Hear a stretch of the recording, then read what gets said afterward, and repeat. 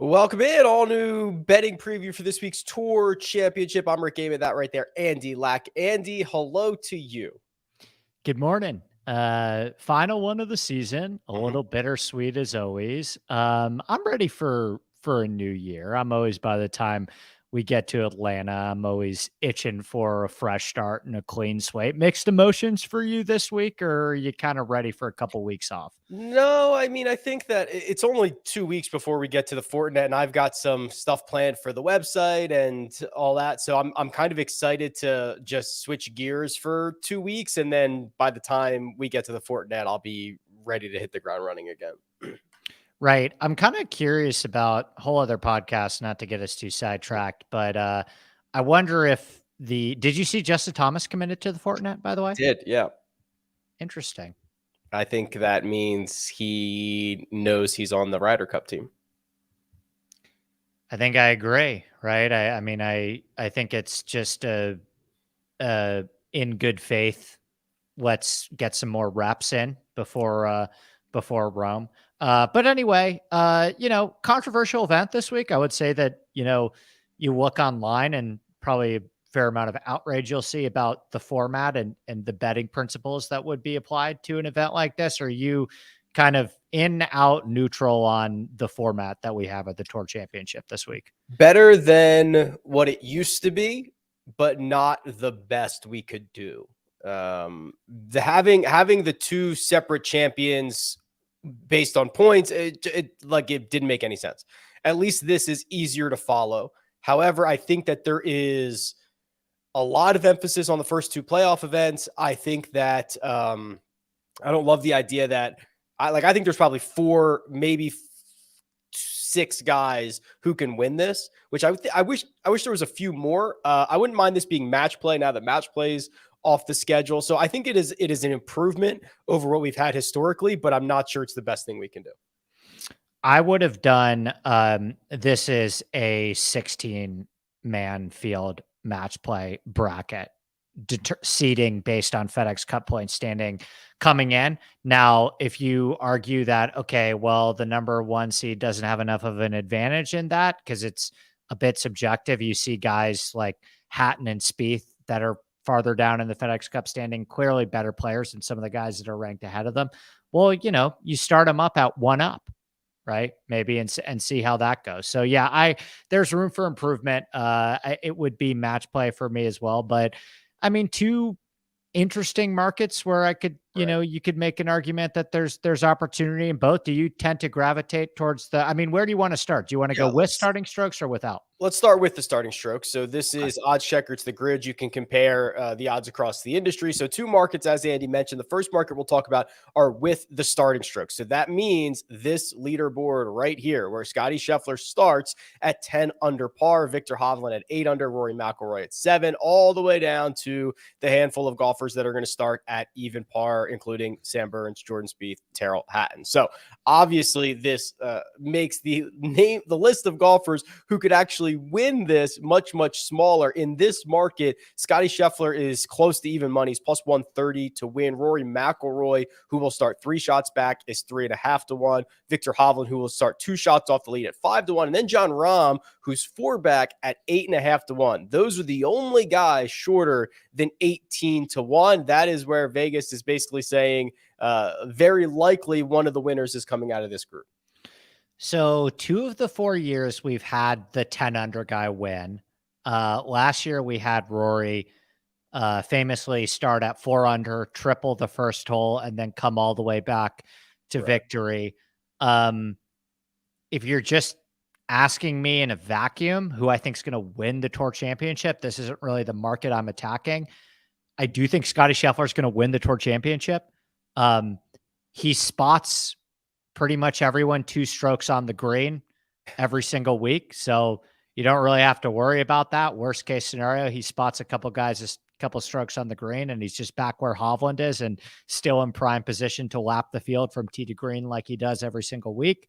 It feels to me the most fitting yet also anticlimactic end to the season, where Scheffler puts together the most historic ball striking run we've seen since Tiger Woods, and he wins a meaning somewhat contextless FedEx Cup that we no longer know if that is going to exist in the next 5 years under whatever professional golf looks like over the next 24 months. But it's Scotty for me. I mean, that is the only direction I would go.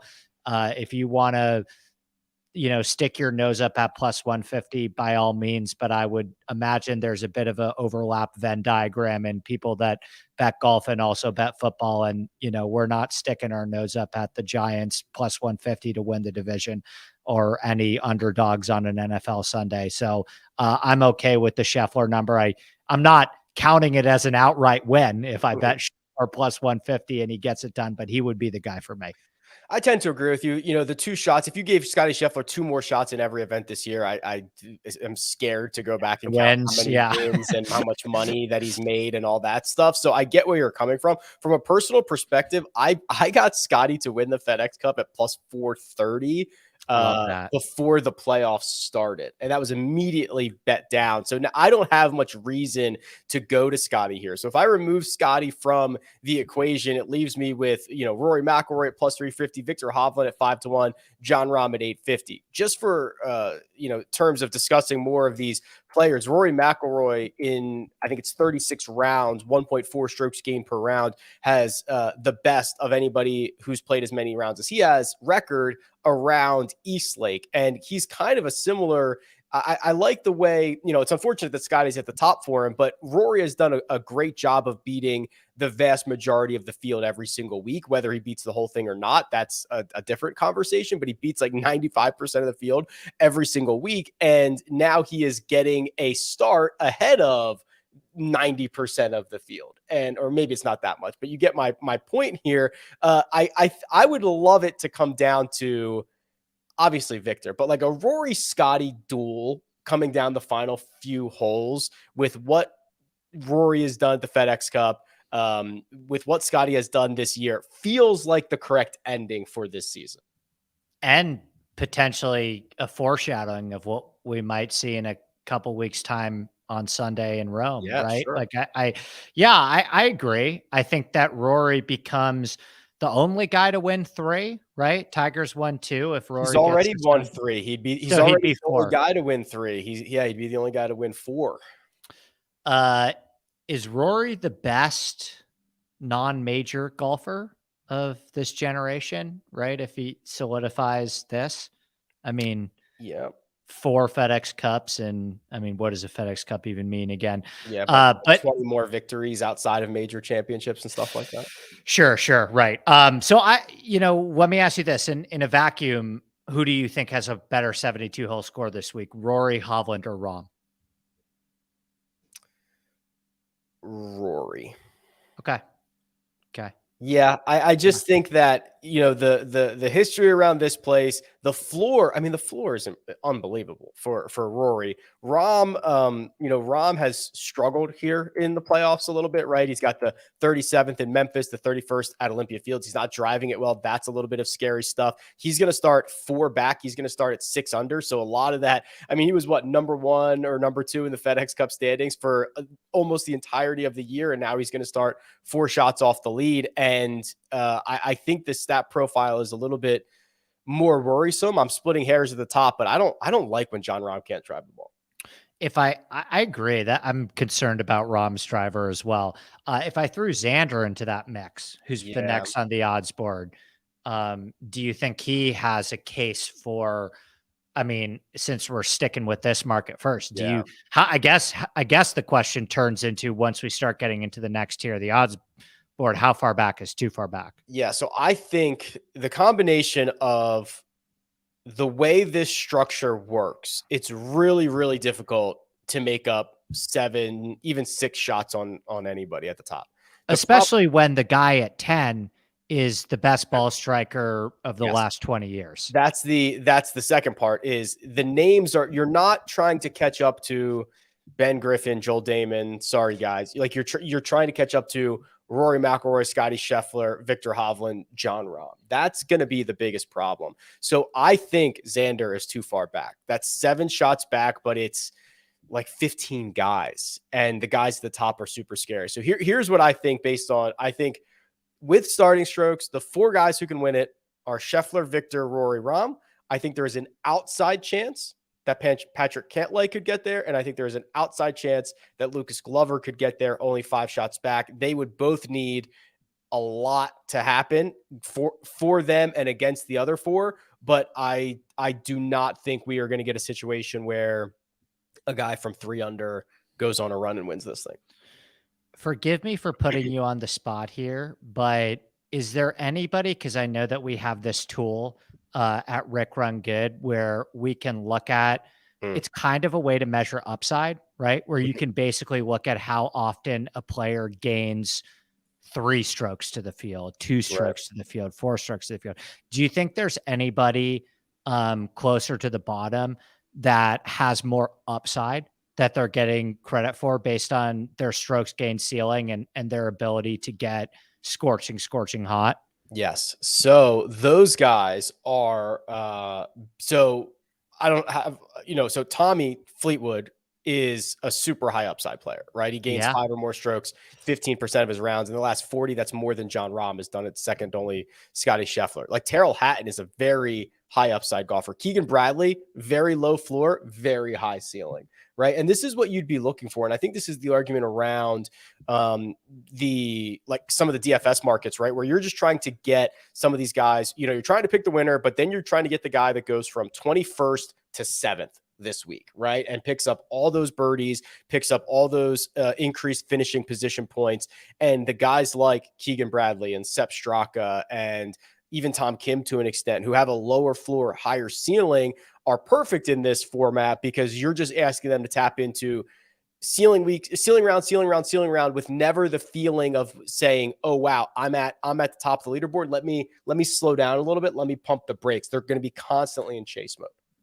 Right. It's almost like the unknown is maybe better for a player like Tommy Fleetwood or Russell Henley. It's like, go out there and shoot 465s and finish T6, right? Like why not? Tommy Fleetwood 75-1 with strokes. He is 25-1 without the strokes. Now, I don't know if there is a scenario. I'd have to go back and look, but I can't imagine. I think Rory won both markets last year because he came from so far back. He did. The guy who wins with starting strokes is probably unlikely to win without starting strokes just because of what they're spotted. And I mean, listen, it's a completely different leaderboard, literally a completely different leaderboard. So this is much closer, Andy, to our standard week. Now, how much are you worried about guys' goals not aligning with yours, right? So in the non-starting strokes market, they're going to look up at a leaderboard and not see the leaderboard that you want them on, right? Is that a concern for this week? I think it depends who you're betting. I think that it's a positive for certain guys. Again, if you're going down the route of a player like Russell Henley or a player like Tommy Fleetwood, both players I like in the without starting strokes market this week, they have these infamous reputations of starting to skirt a little bit when they get close to the top of the leaderboard and not being the type of closers that we would hope that they are based on their potential and their statistical profile. So I have no problem with a player like Tommy Fleetwood or Russell Henley in the without starting strokes market. I think Henley is playing some unbelievable golf right now. He really is. I'm like 50% joking with my he should be on the Ryder Cup team take, but also look at that profile. Like, look at the way that Russell Henley's playing. It's the only American to be a top 12 American over the last 2 years, 1 year, 3 months, 6 months. I mean, Henley is playing some serious golf right now. And I think you put him in a situation, he's got 4 top 10s in a row at Sedgefield. That's another Southeastern Bermuda Donald Ross course as well. You put Henley in a situation where it's like, hey man, just go out and fire at pins, like shoot a couple 65s and you're probably going to finish T6 no matter what you do. So just like go out there and get it. Yeah. Like the Henley Harmon, just like Brian Harmon has got to feel like he is playing with house money right now, right? Totally. I mean, he has been so good. He has 5 top 12s in his last 6. That includes a claret jug and a runner-up finish at the Travelers, which was That was a designated event last year, right? Yeah, had to have been. So then you get that combination. You get this ability to get scorching hot with the putter. He's back at home in Georgia. He knows he can't win the starting strokes. Just like go nuts for 4 days, have a blast, and win the without starting strokes at, I think he's 40-1. Yeah, 40-1 for Brian Harman in a 30-man field. Are they giving us a top Georgia alum market? Because you got the Septic take, you got Harman, and you got Henley all in there. There are a lot, and even like if you just open up to like the state of Georgia, you'd get like, I mean, you're getting a lot of guys in this field who have ties. If you even like include Sungjae, lives in Atlanta. How about that? We get like Henley, Sungjae, Brian Harman, Sepp Straka. We could throw a lot of those guys in the mix as well. I'm trying to see if there's any other number that stands out here. I think I will say this. I think Tom Kim's going to have a good week. I haven't quite figured out how I want to utilize him. Maybe it's like a top 10. Maybe it's in DraftKings, but I like this golf course for Tom Kim a lot. Again, I think Sedgefield's translatable. He played well at Sedgefield.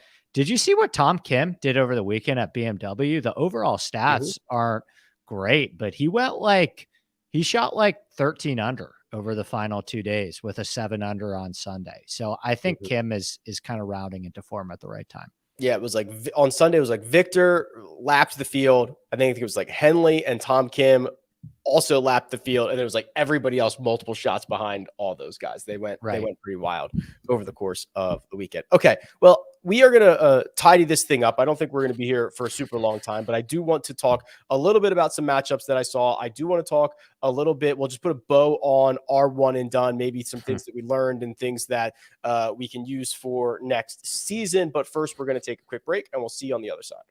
Andy Lack is one of the nerdiest golf guys that I know, and I mean that as an absolute compliment. His knowledge of course architecture allows him to create some of the most actionable course previews available, and he offers up pure expertise on his own podcast, the Inside Golf Podcast. Twice a week, he offers course breakdowns, DFS, and betting strategy for every PGA Tour event, and he expands the universe by bringing on entertaining and knowledgeable guests who can offer a different viewpoint of the game that we love. Follow Inside Golf Pod on Twitter and download Inside Golf wherever you download podcasts. And we're back. I was looking for some matchup markets, and I saw these, Andy. Scotty Scheffler and Rory McIlroy versus the field, -140. Scotty Scheffler versus the field, +150. Interesting. I'm assuming that is including the starting strokes, though. Obviously. Yeah, interesting there. I don't have a strong. Would you bet any of those? Do you have a lean in either direction on either of those? I just don't see the point of taking -140 for Scotty and Rory when I think that Victor's very, very live. I think that Jon Rahm's kind of live, and then I think that the chaos is also kind of live. So I don't know. It feels like picking up nickels in front of a steamroller. Like eventually you're gonna get swiped on that one. Right. So these ones, as we go farther down, I assume that it's not low 72 hole score between the two. It's where they end up finishing overall on the leaderboard, but they're probably the guys that are matched up against each other are probably starting at similar spots. That's my understanding. Yeah. I think these guys are starting. Well, Sam Burns and Jason Day might not be. I'm wrong. No, I'm not. So I don't know about this, actually. Let's assume that they are with the starting strokes, because that's what the wagers at the top were.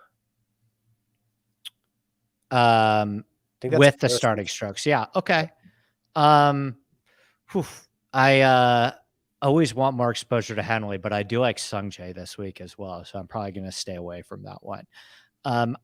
I think the plus money on Xander, although I believe he has a 1-stroke handicap to Cantlay, is intriguing to me at that price. I still have some concerns about Cantlay tee to green on Bermuda. I know he played well at Southwind, but he doesn't have the best overall resume.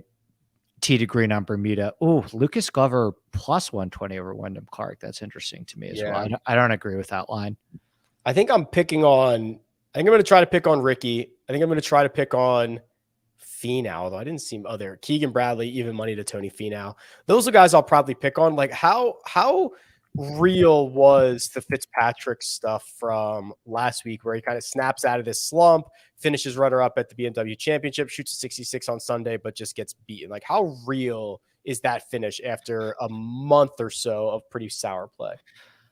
I think it's more real than the aberration from a ball striking standpoint that we saw in Memphis on a course where he hit the ball in the water quite a bit.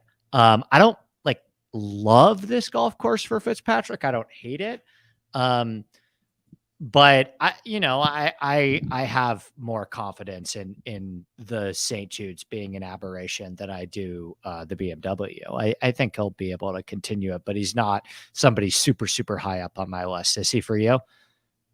I'm warm. Yeah, I'm like cautiously optimistic. I love what he's done.